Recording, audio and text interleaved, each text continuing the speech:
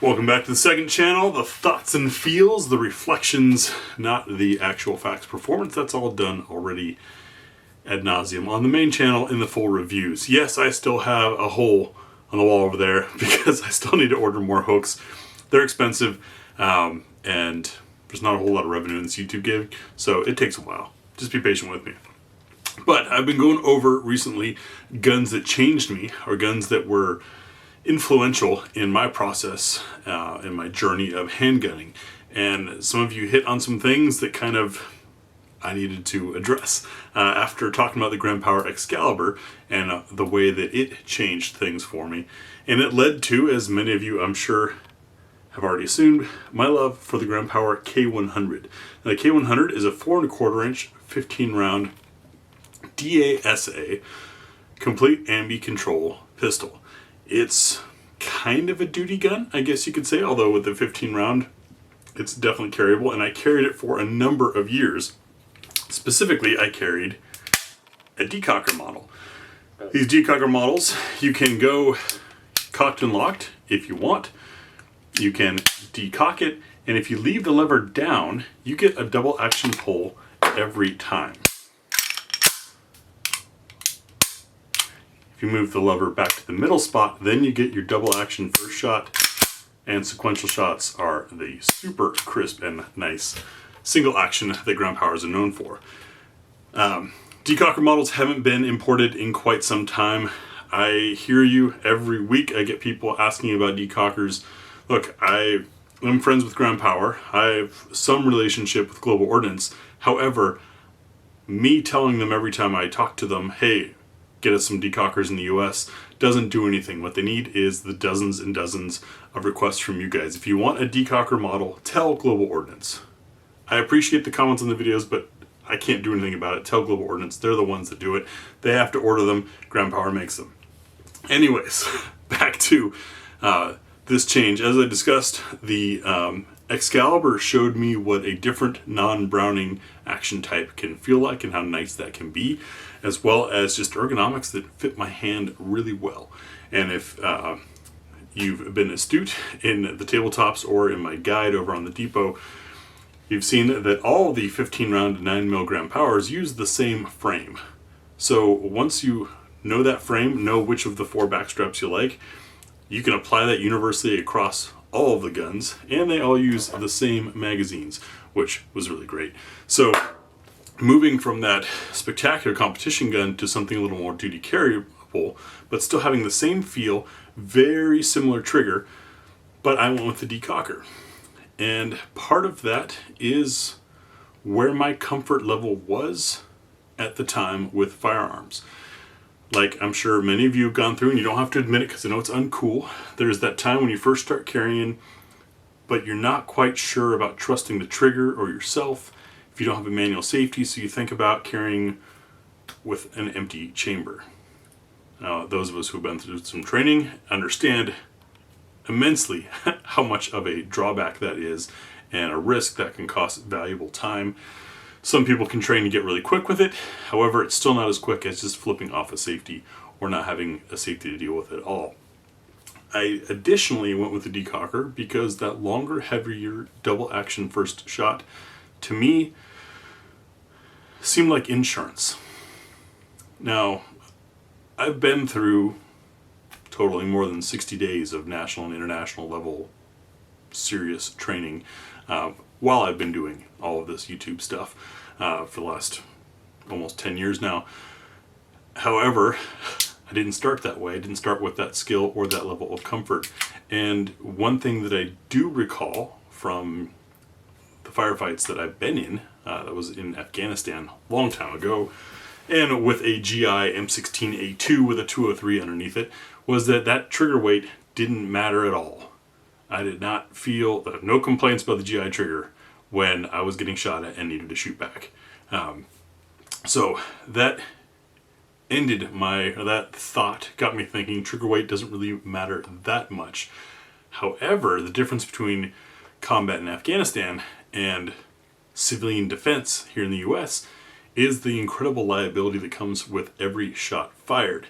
Even if you were completely justified in whatever shooting you might potentially be involved in, you are criminally and civilly liable for every round fired.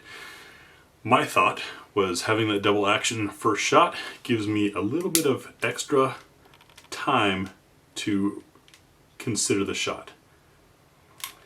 Think about, like we had here in Oregon a couple years ago, shootings in a mall, where there's lots of people running around.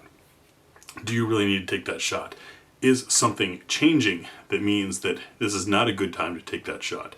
For example, a bystander running in your path, or a bystander being now suddenly near the bad guy. Things like that, where a quick, instinctive bam could still result in you going to jail or being sued or things like that. So I thought this extra weight, which obviously I can blow right through, is some consideration time, but if need be, I can pull right through. And you notice the muzzle of the gun did not move on that double action.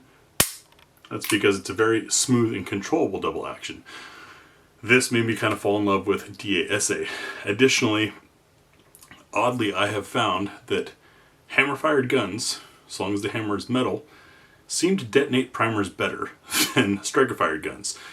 More than a couple times there have been rounds that didn't go off in a striker-fired gun that I was able to put into one of my hammer-fired guns and it went off.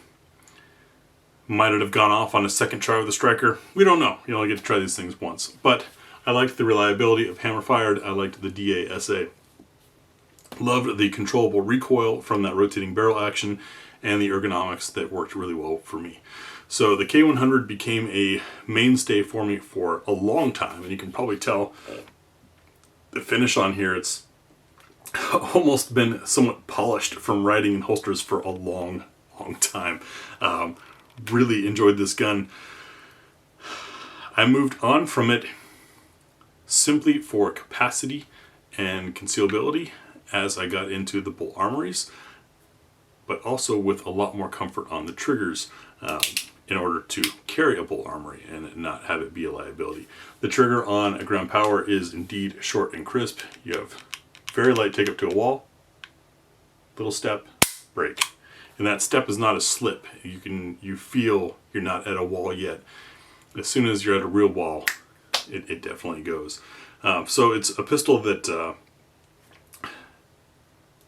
got me to carry a bigger gun, over a 4-inch barrel, so I'm getting full velocity out of 9mm ammunition, or at least proper velocity, maybe not the maximum, but more than what the ammunition is meant for.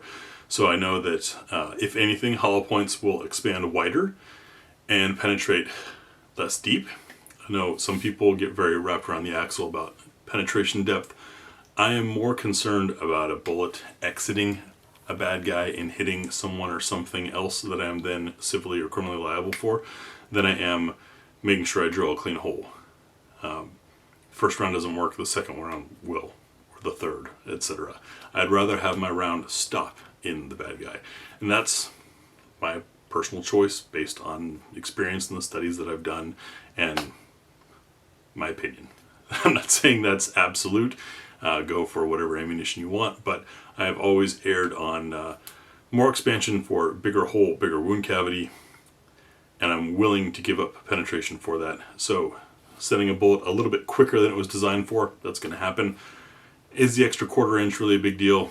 Probably not. But we don't know these things because, as far as I know, no one has tested all of the defensive loads out there through all of the barrels out there and barrel lengths and shown the difference. And then even at that, ballistics gel, it gives us an idea, but it's not a true representation. And even at that, every human is different. How much fat they've got on them, how much muscle they've got on them, what clothing they're wearing, all that. This is why I don't get too wrapped in the weeds. I just made my own choice and stuck with it. For me, it was a 4 1/4 inch. I ran this gun through front sight. I ran the X-Trim version of it through Thunder Ranch. So I have shot the K100 in blowing desert sand dust, and I've shot it in sleet and snow and rain, and it always did well for me. Really enjoyed it. I did have to retire one K100 from carry.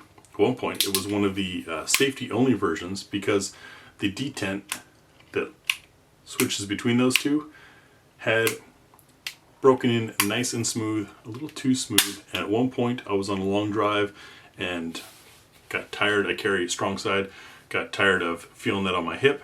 So I pulled the gun in its holster off my hip and went to go stuff it in the door card, and as it was passing by me, I saw that the safety had been deactivated. Now, of course, it was still in a holster, the trigger was protected and everything, but that was alarming enough for me to decide time to replace this thing when I can afford it. Nothing wrong with the gun, still a great gun, just that safety had just worn in from lots and lots of shooting. So,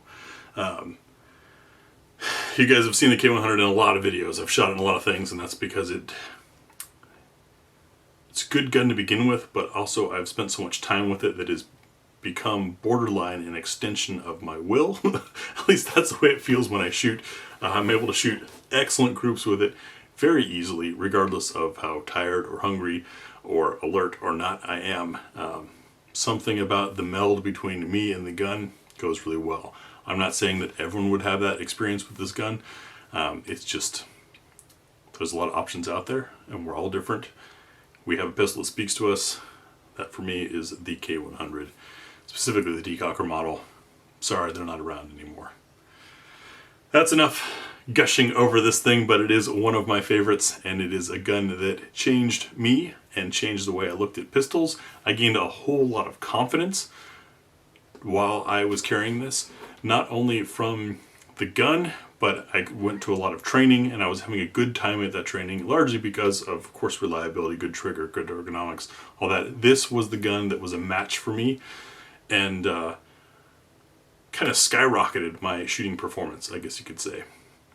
Can't say it does it for everyone, but there is a pistol out there for you that will be like that for you, should you decide to get that into training, etc. Alright, that's the Grand Power K100. Thanks for watching, and we'll see you tomorrow.